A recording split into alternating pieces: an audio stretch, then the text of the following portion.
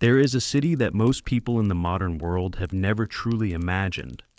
Not the city as it exists today, with its noise and its scars and the weight of centuries of conflict pressing down upon its streets, but the city as it once was.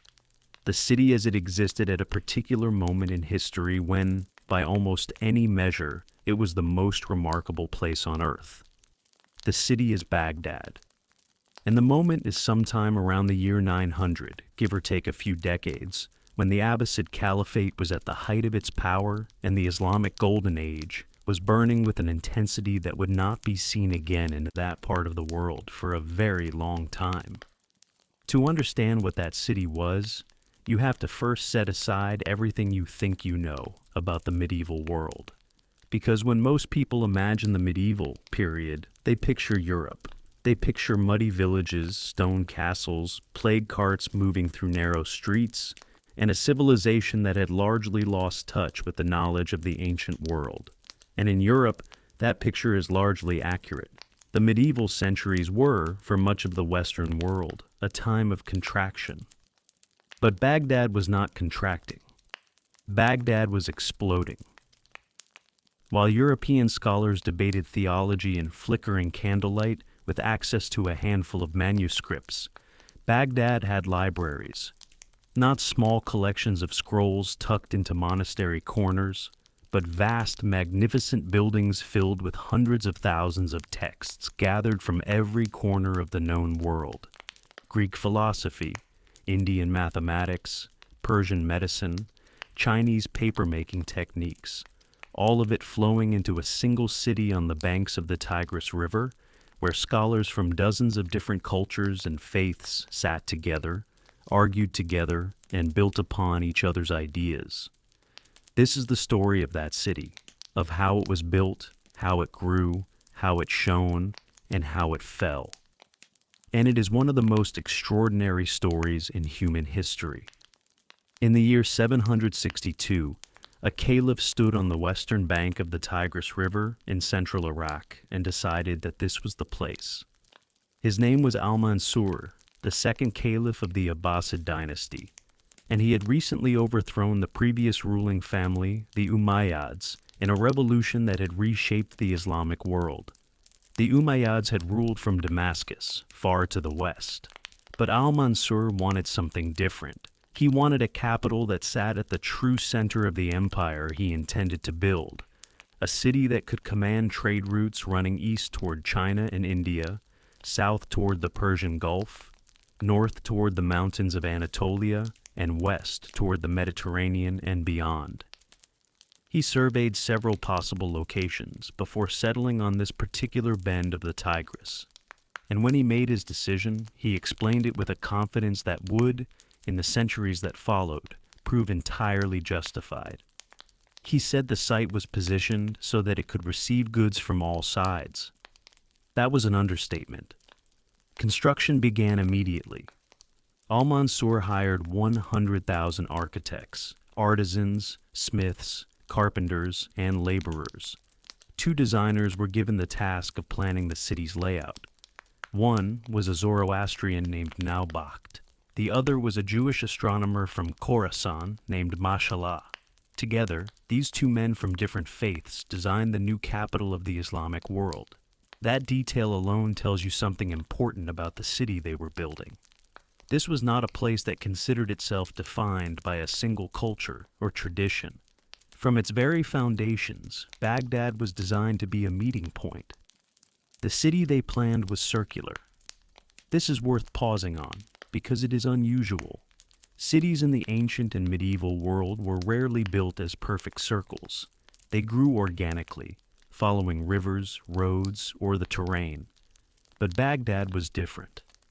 It was planned deliberately and precisely as a vast round form, ringed by thick walls, with the caliph's palace and the great mosque positioned at its very center.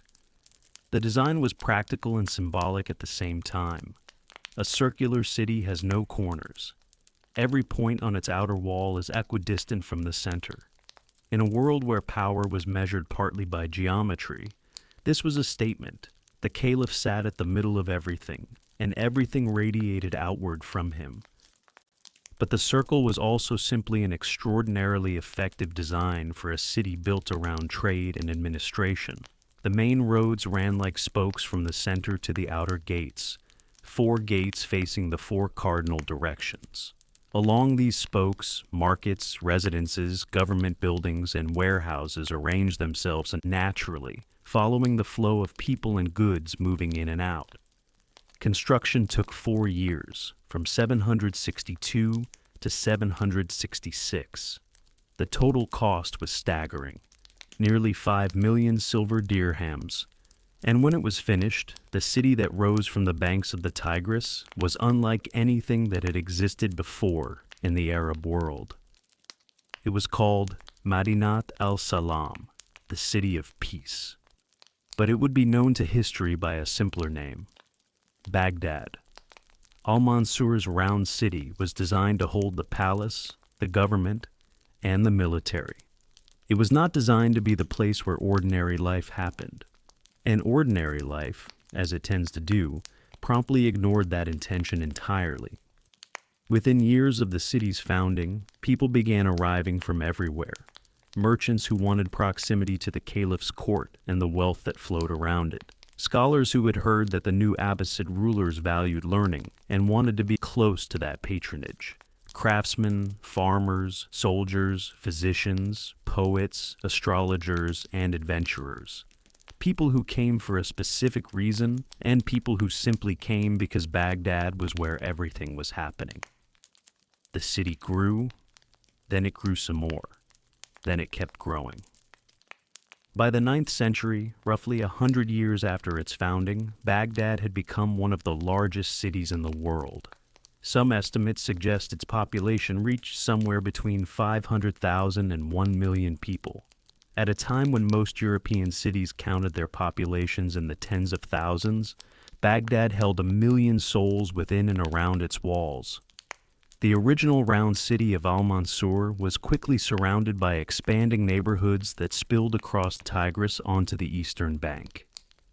Markets grew up outside the city gates and then grew further into sprawling commercial districts. Bridges of boats connected the western and eastern sections of the city across the river. The eastern bank eventually grew large enough to rival the round city itself. What did this city look and feel like? Imagine arriving at one of its gates on a morning in the year 900. The smell reaches you before anything else. Not the unpleasant smell of a medieval European city, where waste was often simply thrown into the streets. Baghdad had a functioning sanitation system, an inheritance from the Persian civilization the Abbasids had absorbed and built upon. But you smell spices. Cardamom, saffron, cinnamon, cloves, pepper. These aromas drift from the market stalls that begin almost immediately once you pass through the gate, mixing with the smell of fresh bread from nearby bakeries, and the earthy scent of the river not far to the east. The streets near the gates are wide enough to accommodate loaded camels moving in both directions, and there are many camels. Caravans arrive from Persia, from India, from China, from the edges of Central Asia, carrying silk and porcelain and spices and medicinal herbs and paper and dye and 1,000 other commodities that Baghdad's traders will buy, resell, and dispatch onward to every corner of the known world. The market stalls are arranged by trade. Booksellers cluster together in one area, perfumers in another, metalworkers hammering out copper goods in a third.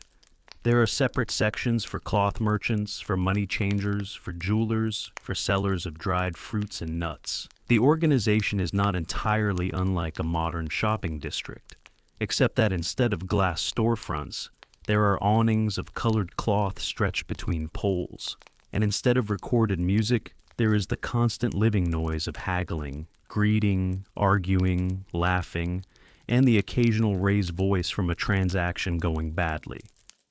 You hear Arabic everywhere, but not only Arabic.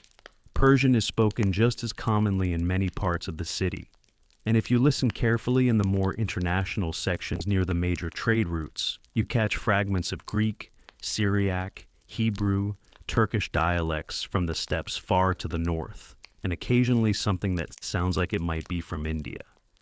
Baghdad was cosmopolitan in the truest sense of that word, not merely multi-ethnic in the passive sense that different groups existed side by side, but genuinely international in the active sense that people from vastly different cultures arrived here specifically to participate in something larger than any single tradition.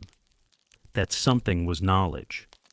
The extraordinary intellectual culture of Baghdad did not happen by accident.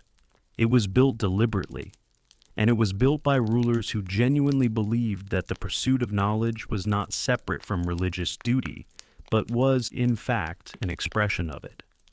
The Prophet Muhammad was recorded as saying, in the traditions preserved by his followers, that the search for knowledge was an obligation for every Muslim, and the early Abbasid caliphs took that idea seriously in a way that shaped their entire reign.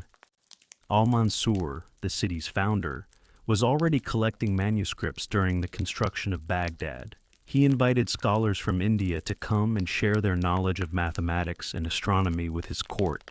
He sent envoys to the Byzantine Empire to acquire Greek manuscripts.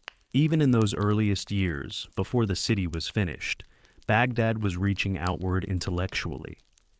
But it was under al-Mansur's grandson, Harun al-Rashid, that Baghdad's reputation for cultural brilliance truly emerged. Harun al-Rashid ruled from 786 to 809. He is perhaps the most famous of all the Abbasid caliphs, partly because his reign became the setting for many of the stories collected in the 1001 Nights, the great compendium of Arabic storytelling that would eventually become one of the most widely read works of literature in the world. In those stories, Harun walks through Baghdad in disguise at night, listening to his subjects and witnessing scenes of love, intrigue, magic, and wisdom. Whether he actually did this is something historians debate. What is certain is that Harun presided over a court of extraordinary richness. His palace complex was vast, employing thousands of servants, officials, poets, musicians, physicians, and advisors. He was known for his personal love of poetry and music, hosting sessions in which poets would compete to compose verses in real time, with Harun himself judging the results. He was generous to artists and scholars who pleased him, sometimes granting enormous sums to a particularly skilled performer or a brilliantly composed poem. But Harun's deepest legacy was institutional. It was under his patronage that what would eventually become the House of Wisdom, Beit al-Hikmah, began to take shape. Initially it was called the Khizanat al-Hikmah, the Library of Wisdom, and it functioned as a private royal library, a collection of books assembled by Harun and his predecessors. Texts in Arabic, Persian, Greek, Syriac, and Sanskrit filled its shelves. Scholars were employed to copy, catalog, and translate them. Under Harun, this library expanded rapidly. He reportedly paid translators handsomely for their work, and the flow of manuscripts into Baghdad accelerated. The library was not yet the public institution it would become, but its foundations were being built with deliberate care. Then Harun died in 809, and after a civil war between his sons, his younger son al-Mamun emerged as caliph in 813. And everything that Harun had begun, al-Mamun transformed into something the world had never quite seen before.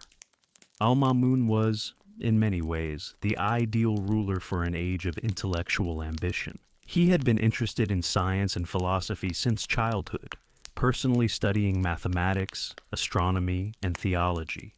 He read widely and thought carefully.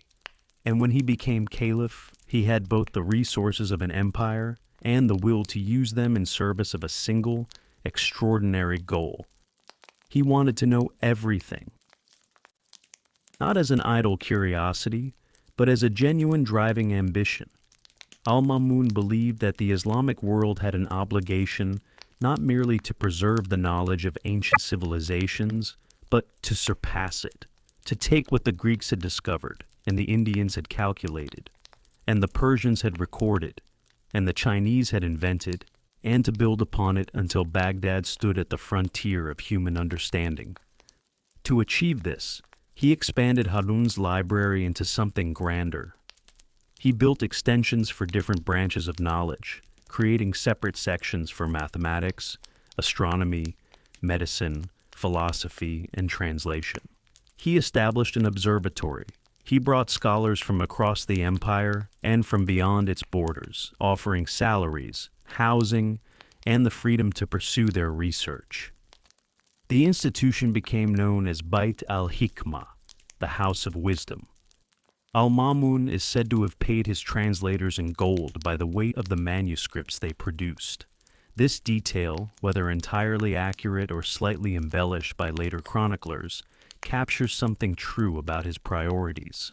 Translation was not administrative work to be done cheaply. It was a cultural project of the first importance, worth rewarding generously. The translation movement that centered on the House of Wisdom was remarkable in scope. Scholars there worked on texts from ancient Greece, translating Aristotle's works on logic, physics, biology, and ethics. They translated Plato's dialogues, including the Republic. They translated the astronomical treatise of Ptolemy, which they called the Almagest. They translated the medical writings of Hippocrates and Galen, the mathematical works of Euclid and Archimedes, and the geographical writings of Strabo. But they did not stop with Greece. Indian mathematical texts came to Baghdad and were translated, bringing with them the numerical system that we use today, the system that Europe would eventually call Arabic numerals, though they originated in India and reached Europe through Baghdad's translations. The zero, that deceptively simple concept without which modern mathematics and computing would be impossible, traveled this same route, from India to Baghdad to Europe, carried in the pages of translated manuscripts. Persian texts brought their own inheritance, particularly in medicine, astronomy, and administrative practice. Syriac Christian scholars, who had long preserved Greek texts in their monasteries, came to Baghdad and contributed their knowledge. Jewish scholars translated and discussed. Zoroastrian scholars contributed perspectives from the ancient Persian intellectual tradition. The House of Wisdom was not an exclusively Muslim institution. It was an institution of the Islamic world, patronized by Muslim rulers and organized within an Islamic state. But the scholars who worked there included Christians, Jews, Zoroastrians, and followers of older traditions. Al-Ma'mun himself reportedly said that knowledge is the noblest goal and should be sought from all quarters, and the institution he built embodied that belief with remarkable consistency. Now, imagine what it was like to walk into the House of Wisdom on a morning in the 9th century. The building was large, though scholars debate exactly how large, and its specific layout is not entirely known. But we know it included extensive rooms for the storage and copying of manuscripts. Scribes sat at long tables, carefully reproducing text by hand, their pens moving steadily across paper. Yes, paper. Because one of the other great imports of early Abbasid Baghdad was paper-making technology, acquired from contact with Tang China. The first paper mill in Baghdad was built in the 9th century, and the effect was transformative. Paper was cheaper, lighter, and easier to produce than parchment. Books became more affordable. Literacy rose. Ideas spread more quickly than they ever had before. In a room nearby, translators worked. A scholar fluent in Greek might sit beside a colleague fluent in Syriac, both of them working with an Arabic-speaking scholar to produce a translation that captured not just the words of an ancient text, but its meaning. This was painstaking work, requiring deep knowledge of the source language, the target language, and the subject matter. When the translator, Hunan ibn Ishaq, worked on the medical writings of Galen, he reportedly went back and revised his earlier translations multiple times, as his understanding of both the Greek original and the Arabic vocabulary available to him deepened. In other areas of the building, original research was taking place. A mathematician named Muhammad ibn Musa al-Khwarizmi was working on a text that would change the course of human thought. He was developing a systematic approach to solving mathematical problems, a method that could be applied across a vast range of calculations. His book, Kitab al-Mukhtasar fi Hizab al-Jabr wal-Muqabala, the compendious book on calculation by completion and balancing, gave us the word algebra. Al-Jabr, from the title, became the Latin word algebra when the text was translated into Latin centuries later. And al-Khwarizmi's own name, Latinized as algorithmi, gave us the word algorithm. Every time you use a computer, every time you use a search engine, every time a piece of software makes a calculation, you are in a direct line of inheritance from a scholar working in 9th century Baghdad. Al-Khwarizmi was not alone.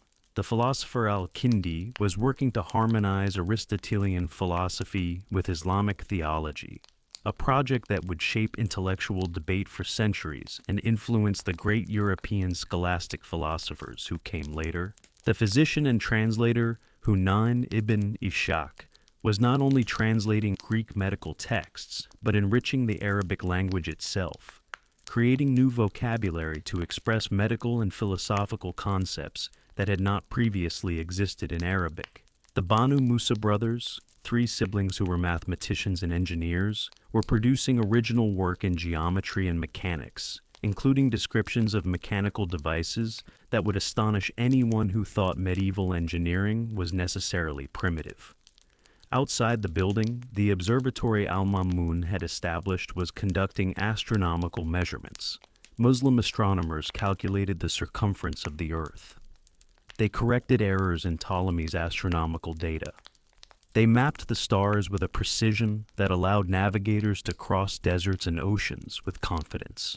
When European astronomers centuries later looked up at the night sky and gave names to the stars, they found that many of those names were already there, in Arabic, preserved by scholars working in and around the House of Wisdom. Aldebaran, Altair, Betelgeuse, Vega, Rigel, Deneb. These are Arabic names, and they are the names we still use today. But Baghdad was not only a city of scholars, it was a city of 1,000,000 lives, most of them ordinary in the way that lives tend to be ordinary, shaped by the rhythms of work, family, food, faith, and the simple texture of daily existence. What did ordinary life in 9th century Baghdad look like? The day began early.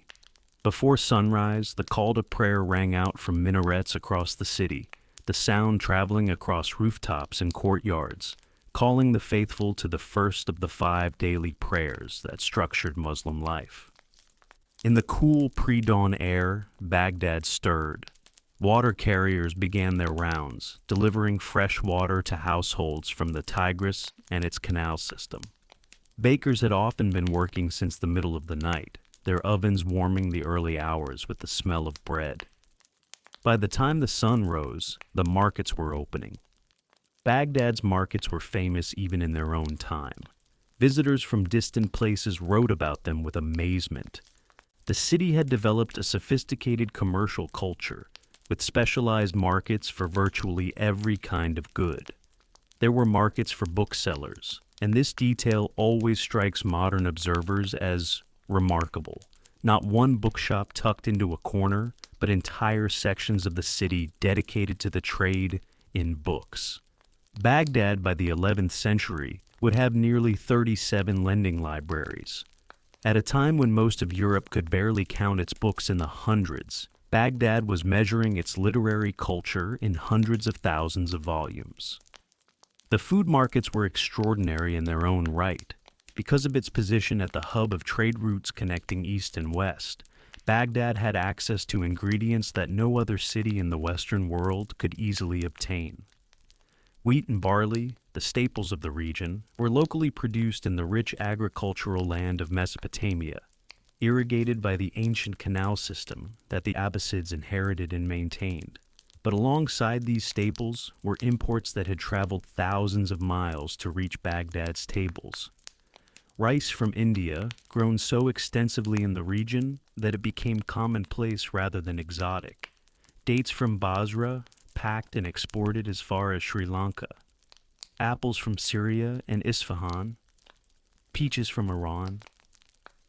Quinces and pears and figs from across the empire. Spices from India, carried overland by caravan or by ship through the Persian Gulf. Sugar, still a luxury, from the cane fields of Persia and Egypt. The cuisine of Abbasid Baghdad was sophisticated in a way that surprises people who imagine medieval food as necessarily simple and monotonous. A 10th century cookbook survives, written by a scholar named Ibn Sayyar al-Warraq, and it reveals a culinary culture of extraordinary depth. The book does not merely list recipes. It begins with extensive chapters on the properties of foods, their effects on health and mood, the proper way to balance flavors, the philosophy of eating well. Food in Baghdad was not simply fuel. It was a subject worthy of serious intellectual attention. The upper and middle classes of Baghdad ate well indeed. Mutton was the most prized meat, reflecting a preference that the traditions attributed to the prophet himself. Fish from the Tigris was common. Bread, despite being considered a marker of affluence in the early period, became more widely available as the city's grain trade grew. Vegetables were cooked in sophisticated ways. The cookbook describes dishes involving eggplant prepared in multiple styles, dishes combining meat with dried fruits and the sweet and savory combinations that remain characteristic of Persian-influenced cooking to this day. People gathered to eat together. They gathered in private homes, in the courtyard houses that were the dominant architectural form of the city, where rooms arranged around a central open space allowed families to live with a degree of privacy from the street while maintaining the communal life that the city's culture encouraged. In summer, people moved to the upper floors of their houses, sleeping on rooftops under the stars to escape the heat. In winter, they gathered in heated interior rooms around coal braziers. Beyond private homes, Baghdad had public spaces for socializing. Gardens were valued and maintained throughout the city, offering shade and beauty in the hot climate. The Tigris itself was a place of recreation, with boats taking families out onto the water during the cooler hours of evening.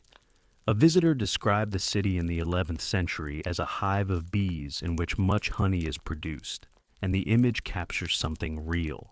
Baghdad hummed. There were coffee houses, at least in the later period.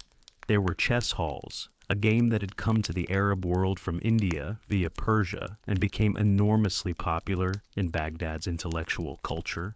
There were places for live performances, concerts, storytelling, and the kind of public entertainment that a million-person city naturally generates around itself. The storytelling tradition deserves particular mention because it produced one of the great monuments of world literature. The 1001 Nights, the collection of stories that frame themselves as tales told by the storyteller Scheherazade to delay her own execution, grew up in and around Baghdad during the Abbasid period. Many of its stories are explicitly set in the Baghdad of Harun al-Rashid's time. Its characters walk through the markets, the palaces, the riverside gardens, the labyrinthine back streets of the city. Its tales of magic and jinn and hidden treasure and star-crossed lovers are set against the backdrop of a city so real and vivid that reading them today still conjures something of what Baghdad must have felt like in its golden years. Aladdin, Ali Baba, Sinbad the Sailor. These stories, or their ancestors, walked the streets of Baghdad. One of the things that made Baghdad unique was not just what it contained, but what it connected. The city sat at the center of a trade network of extraordinary scope. The Silk Road, that ancient overland route linking China to the Mediterranean, had multiple branches, and several of them passed through or close to Baghdad. Maritime trade routes through the Persian Gulf and the Indian Ocean brought goods from India, Southeast Asia, and East Africa into the city's orbit. Land routes south through Arabia connected Baghdad to Yemen and beyond. Routes north led toward the Caucasus and the steppes of Central Asia. All of this meant that Baghdad was not simply trading goods, it was trading ideas. When a merchant arrived from India, he brought not just silk and spices, but knowledge. Knowledge of mathematical systems that were more sophisticated than anything being used in the Arabic world at the time. Knowledge of astronomical observations accumulated over centuries. Knowledge of medicinal plants and their properties. The Abbasid caliphs, recognizing this, made a deliberate practice of inviting Indian scholars to Baghdad to share their knowledge directly, not just through texts, but through conversation. When delegations came from the Byzantine Empire, they brought Greek texts and the living traditions of Hellenistic scholarship that had never entirely disappeared in Constantinople, even as it faded elsewhere. When Persian scholars arrived, they brought the inheritance of the Sasanian Empire, one of the great civilizations of the ancient world, whose administrative sophistication, literary traditions, and astronomical knowledge enriched Baghdad enormously. The result was a kind of intellectual cross-pollination that was genuinely unprecedented. No other city in the medieval world sat at the intersection of so many different intellectual traditions simultaneously. No other city had the wealth, the political stability, the cultural openness, and the institutional infrastructure to absorb those traditions and turn them into something new. Consider what this produced in medicine alone. The Greek physician Galen had developed a comprehensive theory of medicine based on the concept of four humors, bodily fluids whose balance or imbalance determined health. This system was sophisticated but limited. At the House of Wisdom, Galen's works were translated into Arabic, studied carefully, and then tested against the practical medical knowledge coming from India, from Persian physicians, from accumulated clinical experience across the Islamic world. The result was not simply a translation of Greek medicine. It was a critical engagement with it. Scholars identified errors in Galen. They improved upon his anatomical descriptions based on actual observation. The physician Al-Razi, one of the greatest medical minds of the medieval period, compiled an enormous medical encyclopedia that synthesized Greek, Persian, and Indian traditions while adding his own clinical observations. He was the first physician anywhere to distinguish smallpox from measles as separate diseases, an observation of practical importance that the Greek tradition had not made. Al-Razi did not stop there. He wrote about the ethics of medicine, about the proper relationship between physician and patient, about the importance of clinical observation over blind adherence to theoretical authority. These ideas, traveling through Arabic texts that were later translated into Latin, eventually shaped the development of European medicine. When European universities began teaching medicine in the 12th and 13th centuries, they were teaching from texts that owed an enormous debt to Baghdad. The debt runs even deeper in mathematics. We have already mentioned Al-Khwarizmi and algebra, but alongside algebra, the House of Wisdom scholars were developing trigonometry, extending the work of Greek geometers and Indian mathematicians into a new system of calculation that would become essential for navigation, astronomy, architecture, and engineering. They refined the calculation of pi. They worked on optics, producing theories of light and vision that corrected errors in Greek thought and established principles that European scientists would build upon centuries later. Ibn al-Haytham, working somewhat later in the tradition established by Baghdad scholars, wrote a comprehensive treatise on optics that demonstrated for the first time that light travels from objects to the eye, rather than emanating from the eye, as earlier theories had proposed. This was a fundamental insight into the nature of perception and light, and it contributed directly to the development of the scientific method. The idea that theories should be tested against observed evidence rather than simply deduced from abstract principles. Europe, when it finally absorbed these ideas through the translations made in Toledo and Sicily in the 12th and 13th centuries, did not merely receive old knowledge, it received new knowledge, knowledge generated in Baghdad and the broader Islamic world that pushed human understanding forward in ways that the Greek tradition alone could not have done. By the middle of the 9th century, Baghdad was at a kind of peak that is difficult to describe without reaching for superlatives. It was the largest city in the world, or close to it. Its markets were the richest. Its library was unrivaled. Its scholars were producing original work across more fields simultaneously than any institution before or since. Its caliphs were wealthy enough to fund all of this, and still build palaces, armies, and the infrastructure of an empire stretching from the edges of Spain to the borders of India. What did it feel like to live at the center of all this? Imagine an evening in Baghdad sometime in the early 9th century, during the reign of Al-Mamun. The heat of the day has begun to ease as the sun lowers toward the horizon. The city, which slows somewhat during the hottest hours, begins to revive. Along the banks of the Tigris, families have come out to enjoy the cooler air. Boats move on the water. Children run along the riverside paths. Vendors move through the crowd selling chilled drinks flavored with fruit syrups, cooled in pottery vessels that release moisture through their porous walls, a practical application of the evaporation principle that had been understood in this region for centuries. In the covered markets, some of the day's trading has wound down, but the booksellers are still open. Booksellers in Baghdad tended to keep later hours than other traders because their customers included scholars and poets who did their best thinking in the cooler evening hours. A young student might spend his last coins on a copy of a text he has been trying to obtain for months. A wealthy merchant might commission a particular manuscript to be copied as a gift for a friend. Near the House of Wisdom, scholars are still at work. The building does not keep strictly defined hours. Knowledge does not observe a closing time. In one room, a group of mathematicians is debating a problem in geometry. The conversation moves between Arabic and Persian, with occasional Latin or Greek words inserted when the translation feels inadequate. Nobody finds this remarkable. It is simply how conversations happen in a city where intellectual life has made a virtue of crossing boundaries. In a private home not far from the river, a group of friends has gathered for a literary evening. The host is a poet, a man of modest means but considerable talent, who has found patronage among a wealthy family with cultural ambitions.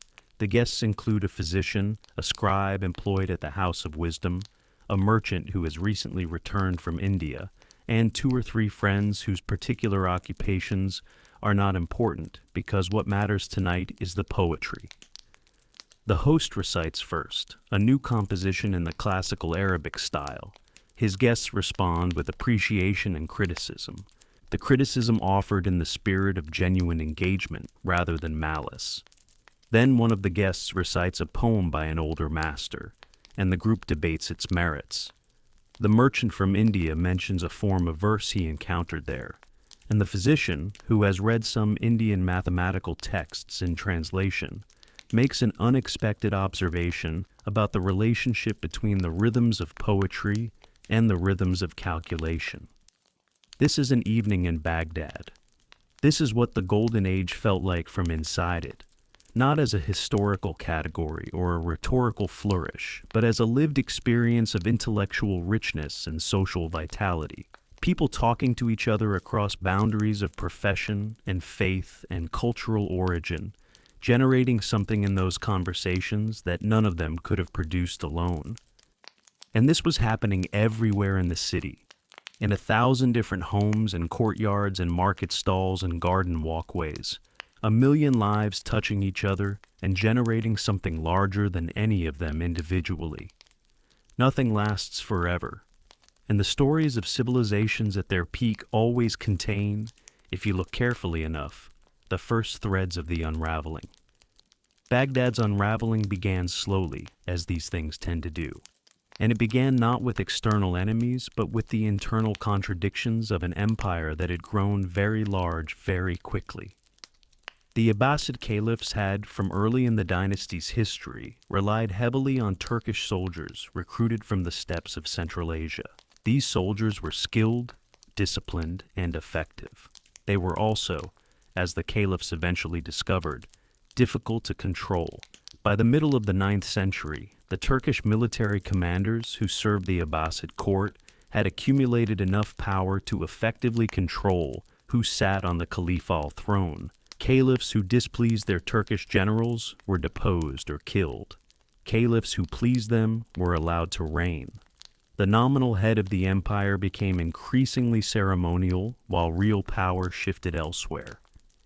This weakening of central authority had predictable consequences. Provincial governors in distant parts of the empire began to act more independently. Tax revenues that should have flowed to Baghdad were kept locally.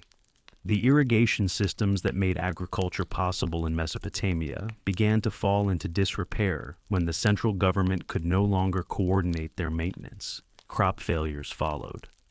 Famine in some years. The population of Baghdad, which had reached perhaps 1 million at its peak, began slowly to decline. Between 836 and 892, the caliphs actually abandoned Baghdad entirely, moving their court to a new capital at Samarra to the north. This was an attempt to escape the influence of the Turkish military factions that had effectively imprisoned the caliphate in its own capital. But Samarra never became what Baghdad was, and when the caliphs eventually returned, they returned to a city that was still grand but somewhat diminished, its population smaller, its markets less feverishly active, its political situation no more resolved than when they left. The 10th century brought new complications. A dynasty called the Boyhids, originally from the mountains near the Caspian Sea, seized effective control of Baghdad in 945. The Abbasid caliph remained in his palace, performed his religious ceremonies, issued his proclamations. But the Buyid commanders made the actual decisions. The caliphate had become a symbol of legitimacy rather than an exercise of power. Then the Buyids were displaced by the Seljuk Turks in 1055, and the pattern repeated. A new set of rulers, the caliph still nominally at the head of things, the actual power resting elsewhere. Through all of this, Baghdad remained important. It was still large, its markets still traded, its scholars still worked. The tradition of learning that had been established in the city's great centuries did not simply vanish when political power became complicated. Knowledge is more durable than political structures, and the intellectual habits that Baghdad had cultivated persisted even as the city's political centrality faded. By the 11th and 12th centuries, Baghdad was no longer the unrivaled center of the world it had been in the 9th. But it was still Baghdad, still magnificent, still home to libraries and scholars and markets, a population of hundreds of thousands of people who had been born there and whose grandparents had been born there and who could not imagine living anywhere else. And then, in the winter of 1257, on the eastern horizon, the scouts reported something troubling. A Mongol army was moving toward the city. The commander of the army that approached Baghdad was named Hulagu Khan. He was the grandson of Genghis Khan, and he had been sent westward by his brother, the great Khan Möngke, with a mandate to extend Mongol power into the heart of the Islamic world. He had already destroyed the assassin fortress of Alamut in the mountains of Persia. Now he turned his attention to the prize that mattered most: Baghdad. The caliph at the time was al-Musta'sim, a man whom historians have not remembered kindly. He was intelligent enough, but seemed unable to grasp the scale of what was coming. He received Hulagu's initial demands for submission with a mixture of arrogance and denial that proved catastrophic. He had the walls of Baghdad. He had his generals and his faith in the city's prestige as the seat of the caliphate. Surely no ruler of a Muslim people would actually destroy the sacred capital of Islam. He was wrong. Hulagu's army encircled Baghdad on January 29th.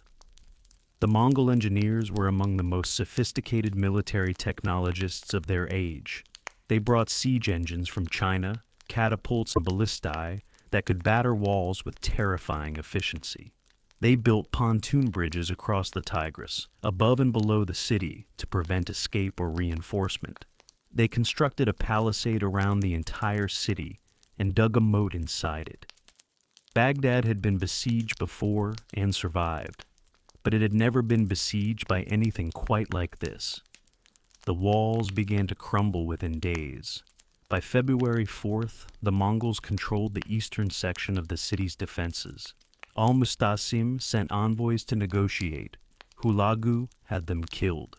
He sent 3,000 of the city's noble citizens to parley. They were killed as well. When the caliph finally surrendered unconditionally on February 10th, there was nothing left to negotiate. The sack of Baghdad began on February 13th, 1258. What followed over the next week was one of the most catastrophic events in the history of civilization. The Mongol soldiers moved through the city systematically. Mosques were destroyed, palaces burned, hospitals were demolished, schools were razed. The residential neighborhoods that had housed generations of Baghdadi families were put to the sword and the torch. The death toll, which is impossible to establish precisely, ranged in the accounts of survivors and chroniclers from 100,000 to 1,000,000. Modern historians generally consider a figure of several 100,000 deaths to be plausible. But it was what happened to the libraries that became the event's most haunting symbol. Baghdad's libraries had accumulated over 5 centuries. The House of Wisdom and the dozens of private and semi-public collections that had grown up around it held manuscripts that represented the accumulated knowledge of the ancient world and the new knowledge generated in Baghdad itself. Aristotle and Plato, Euclid and Ptolemy, Hippocrates and Galen, annotated and improved by Arab physicians. Al-Khwarizmi's algebra, Al-Kindi's philosophy, the astronomical tables, the medical encyclopedias, the poetry, the histories, the stories. All of it ended up in the Tigris. The Mongols threw the books into the river in such quantities that the water ran black with ink. A chronicler wrote that so many manuscripts were cast into the water that they formed a bridge that a man on horseback could have crossed. This detail may be rhetorical rather than literally accurate, but it gestures at something true. The destruction was total, or very nearly so. A Persian astronomer named Nasir al-Din al-Tusi, who had been working with the Mongols as an advisor, managed to save some manuscripts before the siege, removing them to an observatory he had arranged to have built at Maraga. The number he saved is sometimes estimated at 400,000. What this figure tells us, if it is anything close to accurate, is that the number lost was greater still. The caliph Al-Mustasim was executed in accordance with Mongol tradition. Because Mongol custom held that the blood of royalty should not touch the earth, he was rolled into a carpet and trampled to death by horses. The Islamic Golden Age, that extraordinary flowering of human curiosity and achievement that had begun when Al-Mansur laid the first brick of his round city nearly 500 years earlier, effectively ended on the banks of the Tigris River in February of 1258. History never entirely destroys what it most wants to destroy. Some of what Baghdad produced survived. The translation movement that had begun in the House of Wisdom had already sent its fruits outward. Arabic translations of Greek texts had traveled to Spain, to Sicily, to the Crusader kingdoms, and there had been translated again into Latin.